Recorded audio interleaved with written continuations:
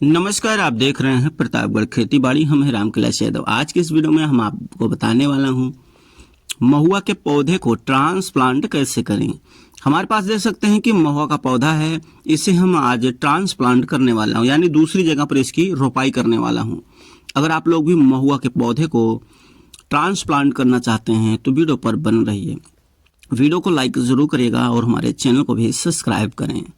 देखिए, अगर महुआ के पौधे की बात किया जाए तो आप महुआ के पौधा ट्रांसप्लांट करने का एक समय होता है, तो काफ़ी लोग लेट कर देते हैं और काफ़ी लोग जो हैं समय पर कर देते हैं।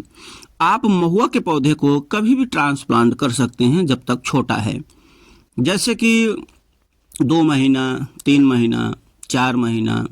ये जो हम महुआ के पौधे को ट्रांसप्लांट करने जा रहा हूँ, इसे 2 वर्ष हो गया है, यानी 2 साल।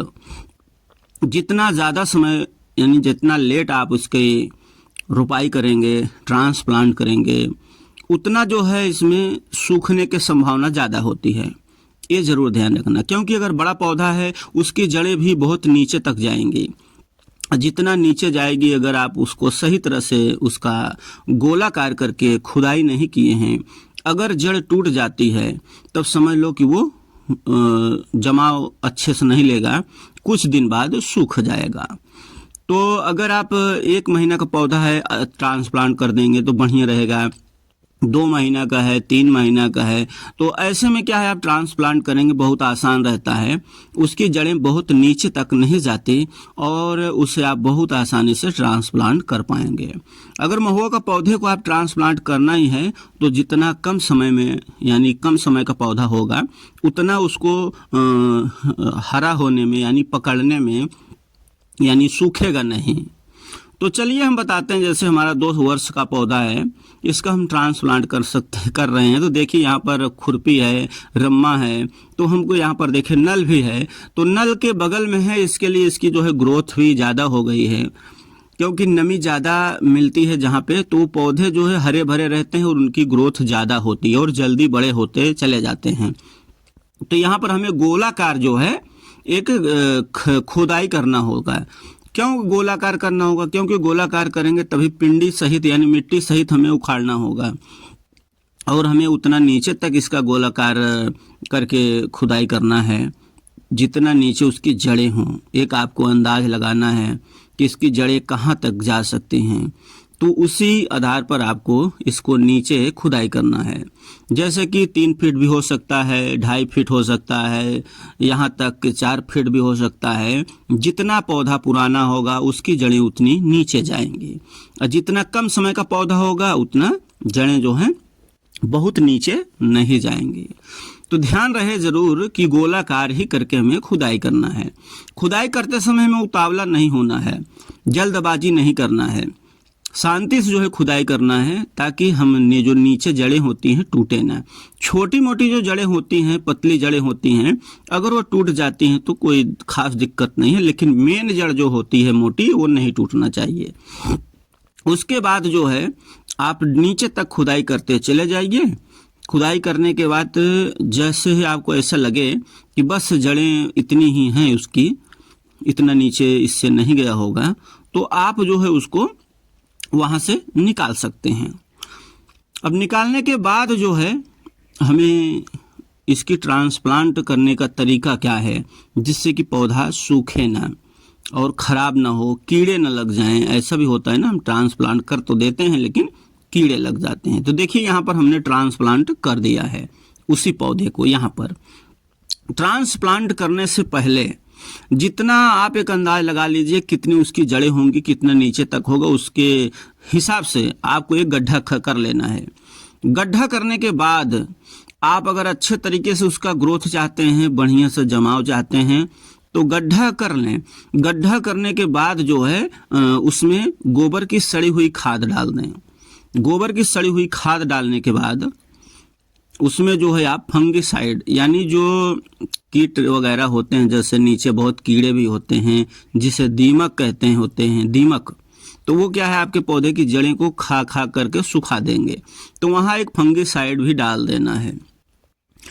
जैसे गड्ढे कर रहे हैं तो उसमें आप गोबर की सड़ी हुई खाद डाल रहे हैं तो तुरंत नहीं डालना है, ये भी ध्यान रखना है। ये जो खाद आएगी, गोबर खाद आप डालेंगे, ये ट्रांसप्लांट करने के 1.5 से 2 महीना पहले ही हमें गड्ढा कर लेना है। गड्ढा कब करना है? गड्ढा वही बारिश शुरू होने से पहले गड्ढा कर देना है हमें। गड्ढा करने के 1.5 से 2 महीने बाद हमें जो है उसी गड्ढे में तो डालना है, ये अपना पौधा लगाना है।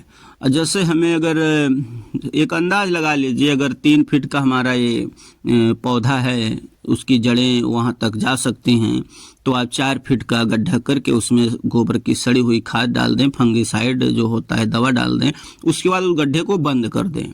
बंद करने के बाद जब बारिश होता है, 1.5 से 2 महीना हो जाता है, तब जो है आप उसी गड्ढे में इस पौधे की रोपाई कर दीजिए।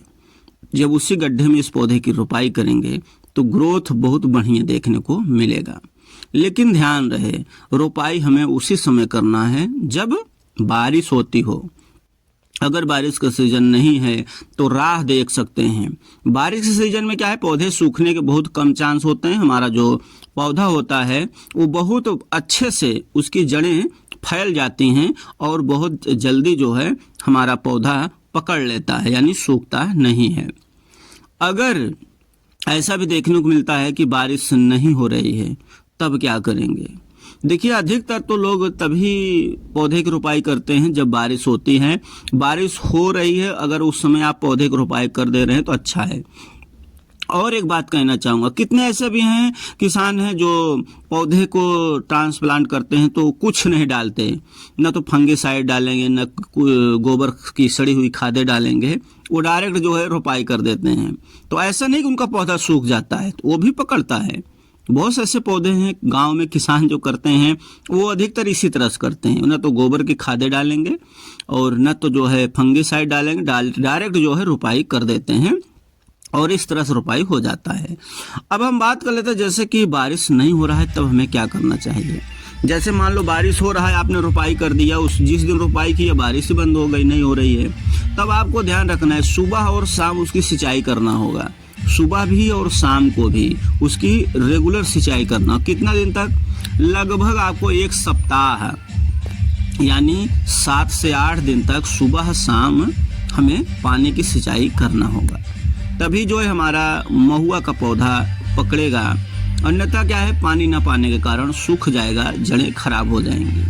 तो आप दोनों तरीके से रोपाई कर सकते हैं, जैसे आप वहाँ करते होंगे। हमारे यहाँ तो भाई काफ़ी ऐसे किसान हैं जो कुछ डालते नहीं, डायरेक्ट रोपाई कर देते हैं। कुछ किसान ऐसे हैं कि सब चीज़ डालकर, गोबर की सड़ी हुई खाद, फंगिसाइड डाल करके रख देते हैं, 1.5 से 2 महीने बाद रोपाई करते हैं। वीडियो अच्छा लगा तो लाइक जरूर करिएगा। मन में सवाल कौन करना ना भूलें। वीडियो देखने का